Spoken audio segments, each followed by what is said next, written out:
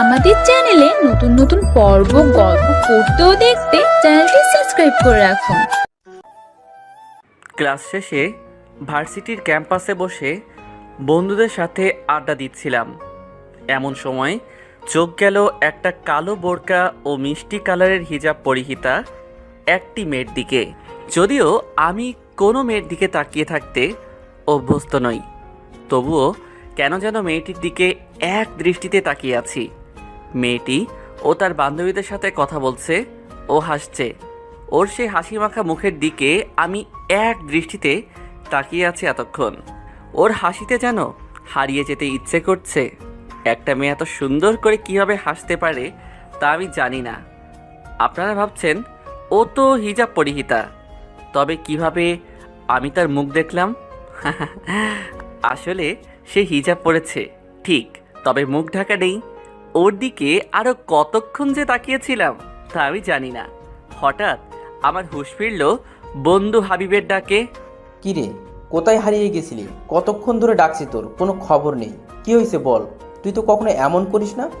কখন থেকে দেখছি তুই এক নজরে ওই দিকে তাকিয়েছিলি। ওখানে তো মেয়েরা আড্ডা দেয়, আর তুই তো কোনো মেয়ের দিকে তাকাও না, বরং যতটা পারো মেয়েদের এড়িয়ে চলো।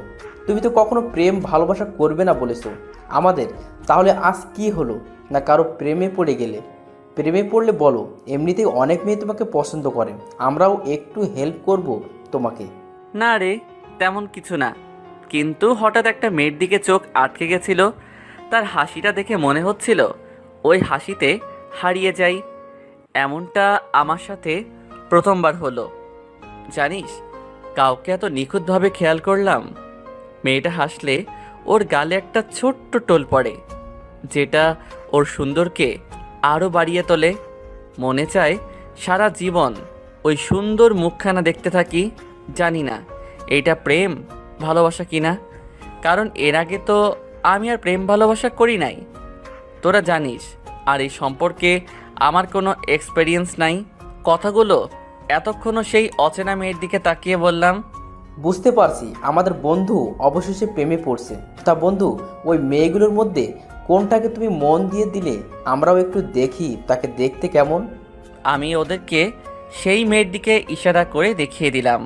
ওরা ওকে দেখে বলল, বাহ দোস্ত, তোর পছন্দ আছে বলতে হবে। ভাবিকে তোর সাথে ভালোই মানাবে। ঠিক বলেছিস। কিন্তু তোদের সাহায্য করতে হবে, না হলে আমি কিছুই করতে পারবো না। তোরা শুধু ওর সম্পর্কে সব ইনফরমেশন জোগাড় করে দে। এটা কোনো ব্যাপারই না। কি বলিস? এটা তোর জন্য এত সহজ হয়ে গেল? আরে আমার জন্য হবে কেন? এই কাজটা খুব সহজেই করতে পারবে আমাদের হাবিব। রাসেল কি? হাবিব কিন্তু কিভাবে? আরে ওইদিকে ভালো করে তাকিয়ে দেখ, ওইখানে সুমি আছে। সুমি হলো হাবিবের জিএফ। ও আচ্ছা, হাবিব বন্ধু সাহায্য করবে তো? করব, কিন্তু একটি শর্তে। কি শর্ত আমাকে বল, আমি তোর সব শর্তে রাজি আছি। ট্রিট দিতে হবে। আচ্ছা দিব।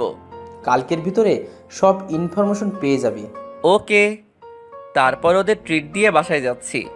বাসায় যেতে যেতে আপনাদেরকে আমার পরিচয়টা দিয়ে নিই। আমি তানভীর, এইবারে অনার্স সেকেন্ড ইয়ার। বাড়িতে বাবা মা ও একটা বড় বোন আছে। বাকিটা গল্পের সাথে থাকেন, জানতে পারবেন।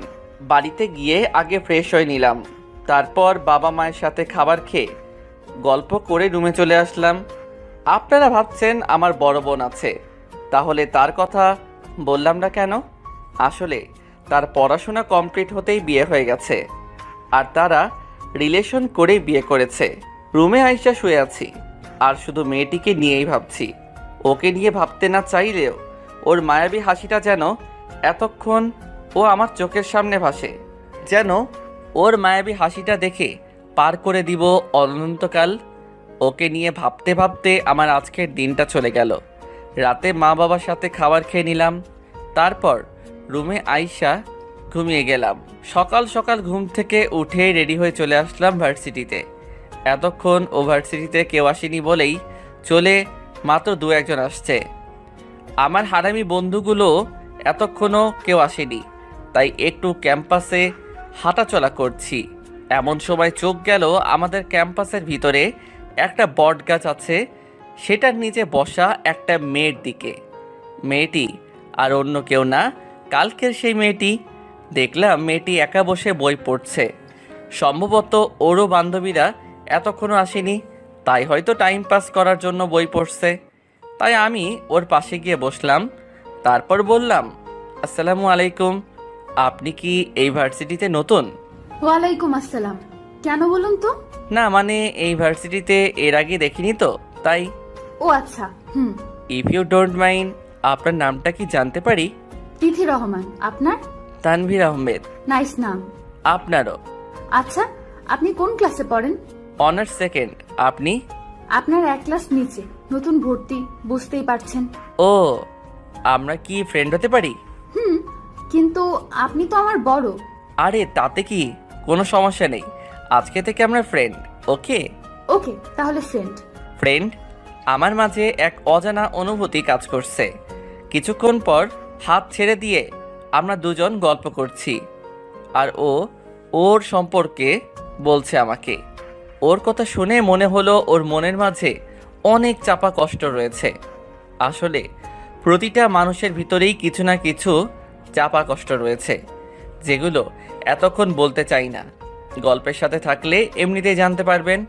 তারপর আমিও আমার সম্পর্কে ওকে সব কিছু বললাম। তারপর দুজনে গল্প করছিলাম, তখন তিথির বান্ধবীরা আসলো। তারা আমাকে দেখে বলল, কি ব্যাপার, আজকে সূর্য কোন দিক দিয়ে উঠেছে? যে ছেলে কোনো মেয়ের সাথে কথা বলে না, মেয়েদের সবসময় এড়িয়ে চলে, সে নাকি আজকে একটা মেয়ের সাথে 30 মিনিট যাবৎ গল্প করেই চলেছে। কি এমন গল্প করছিলে? আমরাও জানি, আমাদেরকে একটু বলো। আরে তেমন কিছু না, জাস্ট ওনার সাথে ফ্রেন্ডশিপ করলাম, এই আর কি। আসলে আমার বন্ধুরা কেউ আসেনি, তাই সময়টা পার হচ্ছিল না। তখন দেখলাম ও বই পড়ছিল, তাই একটু কথা বলে ফ্রেন্ডশিপ করলাম। আচ্ছা আমি এখন যাই, তোমরা গল্প করো। ওকে। তারপর আমি সেইখান থেকে চলে আসলাম। কিছুক্ষণ পর আমার হারামি বন্ধুগুলো হাজির, ওদের সাথে গল্প করছি। তখন নিলয় বলল, কি বন্ধু, আজকে এত খুশি খুশি লাগছে কেন? সেটা তোদের না জানলেও চলবে। বুঝি বুঝি, কি চলছে তোমার মাঝে? আরে তোরা চুপ কর আর শোন, ওর সম্পর্কে সব খবর। ওর নাম? ওর নাম তিথি, আমাদের এক ক্লাস নিচে পড়ে, নতুন ভর্তি। তুই কি করে জানলি? জানতে হয়, বন্ধু সব জানতে হয়। তাই তো বলি, আজকে আমার বন্ধু এত খুশি কেন? হাবিব, তুই শুধু একটা খবর বল, ও সিঙ্গেল নাকি রিলেশনে আছে? সিঙ্গেল। তাহলে ঠিক আছে, চল এখন ক্লাস করে নেই। চল। এইভাবে কেটে গেল 1 মাসের মতো। এতদিনে আমি তিথির আরও প্রেমে পড়ে গেছি। ওর মিষ্টি গলার স্বরের। একদিন যেন ওর কণ্ঠ না শুনলে আমার ভালো লাগে না। ওর প্রতি অনেক দুর্বল হয়ে গেছি, আর আমাদের বন্ধুত্বের সম্পর্কটা আরও গভীরতায় চলে গেছে। তাই ভাবলাম তিথিকে কালকে প্রপোজ করব। সারা রাত যাবৎ প্র্যাকটিস করলাম ওকে কিভাবে প্রপোজ করা যায়। এইভাবে রাতটা কোনো মতে কাটিয়ে সকালে একটু দেরিতেই ভার্সিটিতে গেলাম। সেখানে গিয়ে যা দেখলাম তাতে আমার হৃদয় যেন কেউ হাতুড়ি দিয়ে বাড়ি দিয়েছে। আমি যেন আমার খুব কাছের কিছু হারিয়ে ফেললাম। অনেক কান্না চলে আসছে। কান্না আসছে কিন্তু কান্না করলাম না। ছেলেদের নাকি কান্না করা বারণ, তাই বুকের কষ্ট বুকে রেখে কান্না আসলেও তা প্রকাশ করছি না। আবার না করেও উপায় নেই, কারণ নিজের ভালোবাসার মানুষটি যখন অন্য একজনকে প্রপোজ করে, এই দৃশ্য দেখে কান্না কান্না আসে, যদিও বা সেটা এক পক্ষ। হ্যাঁ, আপনারা ঠিকই ভাবছেন, তিথি একজনকে প্রপোজ করছে। সে আর কেউ না, এই ভার্সিটির সিনিয়র এক বড় ভাই আবির ভাইকে। আবির ভাই এই ভার্সিটির অধিকাংশ মেয়েরই ক্রাশ ও প্লে বয়। অনেক মেয়ের সাথে রিলেশন করেছে সে, অনেক মেয়ের মন ভেঙেছে সে। ভার্সিটির বড় ভাই হওয়ায় কেউ কিছু বলতেও পারে না তার বিরুদ্ধে। কিন্তু এই রকম একটা ছেলেকে তিথি প্রপোজ করলো কেন?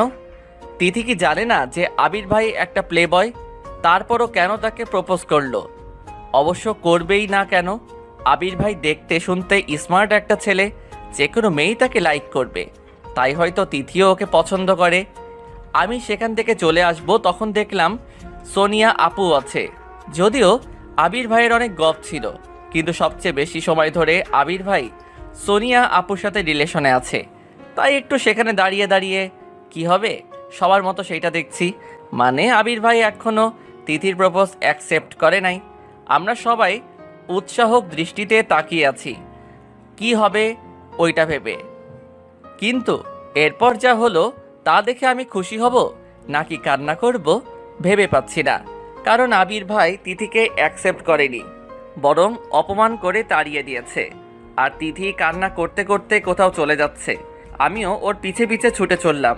আবার কি না কি করে বসে এইটা ভেবে। তবে এইটা ভেবে খুশি হলাম যে আমার ভালোবাসার মানুষটিকে নিজের করে পাওয়ার একটা সুযোগ অন্তত পেলাম। আজকে ভেবেছিলাম তোমায় প্রপোজ করে নিজের করে নেব, কিন্তু তুমি কি করলে আবির? আমায় অপমান করে তাড়িয়ে দিলে, আবার অপমানও করলে সারা কলেজের সামনে। অনেক কান্না আসছে, চোখ দিয়ে পানি গড়িয়ে পড়ছে, চোখের পানি যেন বাদ মানছে না। এইগুলো ভাবছে আর কোনো দিকে না তাকিয়ে চলে আসছে নদীর পাড়ে। আমাদের ভার্সিটির কাছে একটা নদী আছে। তিথির মন খারাপ হলে চলে আসে এইখানে। আমিও চলছি তিথির পিছু পিছু হাঁটতে হাঁটতে চলে আসলাম একটা নদীর পাড়ে। দেখি তিথি একটা ভালো জায়গায় গিয়ে বসে আছে, নদীর দিকে তাকিয়ে আছে আর কি যেন ভাবছে। হয়তো আজকের এইগুলো নিয়েই ভাবছে। আমি ভাবছি এখন ওর কাছে যাওয়া কি ঠিক হবে না কি হবে না। সে যাই হোক, সব ভাবনা বাদ দিয়ে আমিও ওর পাশে গিয়ে বসলাম। কিন্তু ও কোনো কথা বলছে না। হয়তো আমি এসেছি সেই দিকে ওর কোনো খেয়াল নেই। কারণ মানুষের মন যখন খারাপ থাকে, যখন সে কোনো জিনিস নিয়ে ভাবনায় থাকে, তখন তার কোনো দিকে খেয়াল থাকে না। অনেকক্ষণ ধরে আমাদের মাঝে কোনো কথা হলো না, দুজনেই নিশ্চুপ। আমিও নদীর দিকে তাকিয়ে আছি। আমি নীরবতা ভেঙে বললাম, দেখো ওই নদী কত সুন্দর, কত সুন্দর তার স্রোতধারা, কত সুন্দর এই পরিবেশটা। নদীর এই পাড় থেকে ওই পাড়ের কিছুই দেখা যায় না, যায় না ছোঁয়া, শুধু অনুভব করা যায় এই নিস্তব্ধ পরিবেশটাকে। জানো, এই নদী যতদিন বেঁচে আছে ততদিন যেমন তার স্রোতধারা চলবে, ঠিক তেমনই আমাদের জীবনও চলতে থাকবে। হয়তো কখনো বিপদের সম্মুখীন হয়ে, কখনো সুখী হয়ে, প্রিয় মানুষটির সাথে সময় কাটিয়ে জীবন তো চলতেই থাকবে। এই জীবনে পরিচয় হবে হাজার মানুষের সাথে, হবে তাদের সাথে বন্ধুত্ব, তবে তাদের মধ্যে কেউ হয়ে উঠবে প্রিয়জন। তাদের মধ্যে তুমি কাউকে পাবে বিপদের দিনে, কাউকে পাবে সুখের দিনে। যারা তোমার বিপদের দিনে পাশে থাকতে পারবে তারাই তোমার আসল বন্ধু, বুঝলে? আপনি এখানে ক্লাস করেননি? না, ক্লাসে আজকে মন বসছিল না, তাই এইখানে চলে আসলাম। দেখলাম তুমি এইখানে মন খারাপ করে বসে আছো। জানি তোমার মন খারাপ, এই মুহূর্তে তোমার একা থাকা শ্রেয়, তবে না এসে পারলাম না। কারণ এই একা থাকার মুহূর্তেই মানুষ আত্মহত্যার মতো একটা ডিসিশন মেনে নেয় অথবা ডিপ্রেশনে চলে যায়, যেটা তার করা উচিত না। বরং সেই সময় ধৈর্য ধরা দরকার হয়, আল্লাহর উপর বিশ্বাস রাখতে হয়। তিনি যা করেন বান্দার মঙ্গলের জন্য করেন। বেশি বেশি করে সময় কাটাতে হয় পরিবারের মানুষগুলোর সাথে, তাতে দূর হয় একাকিত্বের, ডিপ্রেশনের। এতক্ষণ খারাপ লাগছিল, কিন্তু আপনার কথা শুনে মনটা অনেক ভালো লাগছে। এই সময় এরকম একজন বন্ধু পাওয়া ভাগ্যের ব্যাপার। জানেন, বাবা মার একমাত্র মেয়ে আমি। বাবা আর্থিক অবস্থা ভালো, তাই কোনো ইচ্ছাই অপূর্ণ রাখে না আমার বাবা। মাও অনেক ভালোবাসে, আদর করে। ওই যে আবির ভাই, উনি আমার মামাতো ভাই, আমার থেকে 3 বছরের বড়। আমাদের বাসায় 6 মাস পর পর তারা বেড়াতে আসে, আমরাও মাঝে মাঝে যাই। ওনার প্রতি আমার তেমন কোনো ফিলিংস ছিল না, কিন্তু যখন আমি ক্লাস 10-এ পড়ি তখন একবার আমার পা কেটে গিয়েছিল। উনি সেদিন আমার পায়ে মলম লাগিয়ে ব্যান্ডেজ করে দেন। সেদিন রাতে আমার অনেক জ্বর আসে, আমাকে মেডিসিন খাইয়ে দিয়ে মামিকে আমার পাশে রেখে তারপর উনি ওনার রুমে চলে যান। সকালে আমার খোঁজ নিয়েছেন কেমন লাগছে। হয়তো এজন্যই আমি ওনার প্রতি দুর্বল হয়ে পড়েছিলাম। ওনার জন্য মনের ভেতর ভালোবাসা না আবেগ তৈরি হয়েছিল তা আমি জানি না। এতদিন ভয় লাগছিল, তাই কিছু বলি নাই।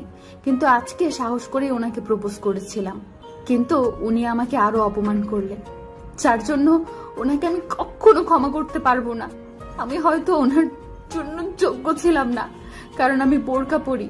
আজকালকার দিনের মেয়েদের মতো আমি স্টাইলিশ নই, তাই তো উনি আমায় খ্যাত বলে অপমান করলেন। দোষটা আমারই। আমি কি বলবো বুঝতে পারছি না, তবুও বললাম, দেখো আমি তোমাকে একটা কথা বলবো, যদিও এইটা এখন তোমাকে বলা ঠিকটা। কি এমন কথা? তুমি হয়তো আবির ভাইকে চিনো না আর তার সম্পর্কে জানো না। আবির ভাই এই ভার্সিটির অনেক মেয়ের ক্রাশ, কিন্তু তিনি আজ পর্যন্ত অনেক মেয়ের মন ভেঙেছেন। যার যার সাথে রিলেশন ছিল তাদের সাথে অতিজর 2-3 মাস রিলেশন ছিল, তারপর ব্রেকআপ। শুধুমাত্র সোনিয়া আপু ছাড়া তার সাথে এখনও রিলেশনশিপে তিনি আছেন। তাদের রিলেশন প্রায় 1 বছর। তাই সবাই মনে করে হয়তো আবির ভাই এইবারে ভালো হয়ে যাবেন। বিশ্বাস না হলে তোমার বন্ধুদের জিজ্ঞাসা করতে পারো। তাই তোমার জন্য ভালোই হয়েছে যদি তুমি